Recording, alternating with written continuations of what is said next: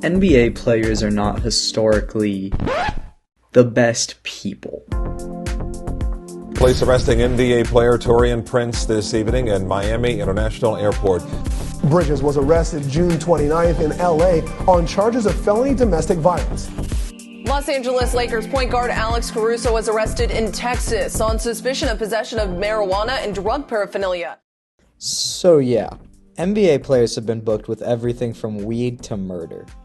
And this has created a popular, almost comical stereotype of professional hoopers being more so than other sports, bad boys. And it makes sense why.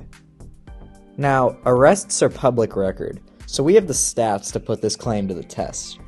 Before we go any further, I have to give a huge thank you and shout out to the website NBACrimeLibrary.com. This place is an extensive database of every NBA arrest to occur since the 1950s and never misses a current day arrest. And thanks to this website, I have some stats to show just how true this whole arrest thing in the NBA really is. This is a chart that shows every player in league history versus every arrest made in league history for a few different sports leagues.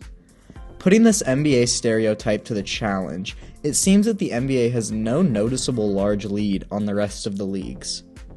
To make these numbers a little easier to understand, here are the literal percentages of players in each league that have criminal records. As we can see, the NBA does have the highest percentage of players, but it's not by a ton.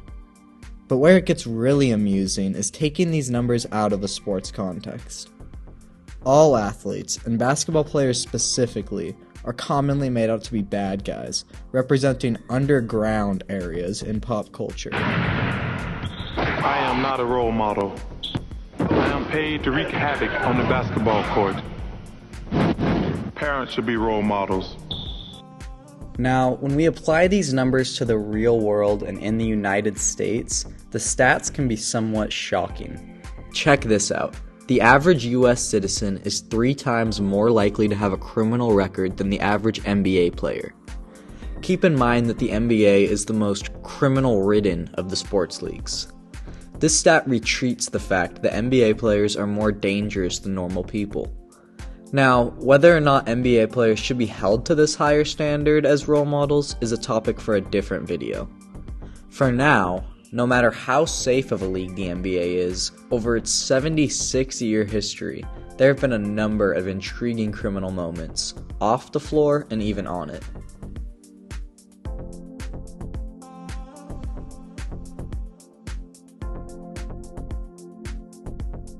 To start off the journey of crime in the NBA, where better to begin than where it all began? The very first crime in NBA history was a DUI in 1953, committed by Joe Fulks of the Warriors. Fulks was the first in a long line of DUIs to come, and although that was probably a bad day for the guy, he never could have imagined what he had just started in that moment. A long, twisted history of crimes was to follow. And it followed Joe Fulks too, as the first criminal in NBA history met a harsh criminal ending. Fulks was tragically shot and killed in 1976, uniquely making him the only American Sports Hall of Famer to have been murdered. The first crime in NBA history left quite the criminal legacy for the league. So back to the timeline we go, and this time we're moving up towards the 1970s, where one drug had a death grip on a good chunk of the NBA. This is the cocaine era. 1978 specifically, and we are in New Jersey, when police pull up on a suspicious-looking Corvette stopped in the middle of the road. In the car, passed out, slumped over on the steering wheel, is soon-to-be NBA MVP Bernard King. And in the car, King was carrying just a little too much of the white stuff. King was booked in and joined the fast-growing list of NBA criminals. But this was not his first or last run-in with the law, as Bernard King would actually chase the heavily sought-after record of most NBA arrests. And with 4 arrests by age 23, the record was his. For now.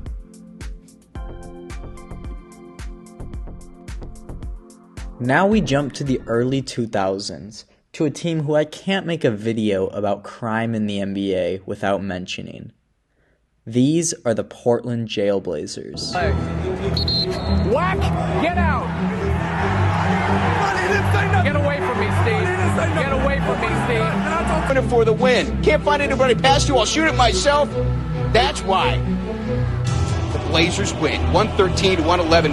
After the game, though, the players had to be separated. A little jawing, I guess. These guys, not even to the All-Star break yet.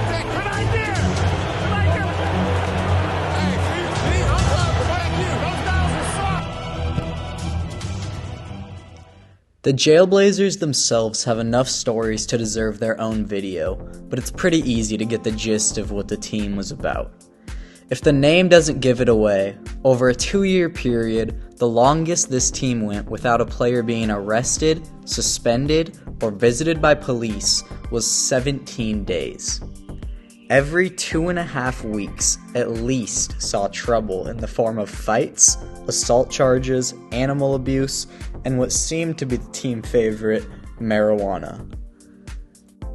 This team-wide love for weed leads us perfectly to the final and most recent spot on our timeline. First off, remember how Bernard King held the record for most all-time arrests? Well, heavily thanks to weed's popularity, Derek Coleman was able to take the top spot of arrests and raise the bar to 7. The record holder to this day, Coleman is the NBA's undisputed criminal GOAT. As we can see, the NBA's crime scene has shifted over league history and will likely continue to do so. 30 years down the line, players may be committing new crimes, having new drugs become popular, and have new ways to get away with all of it. Just like the game itself, basketball crime is always evolving and never ending.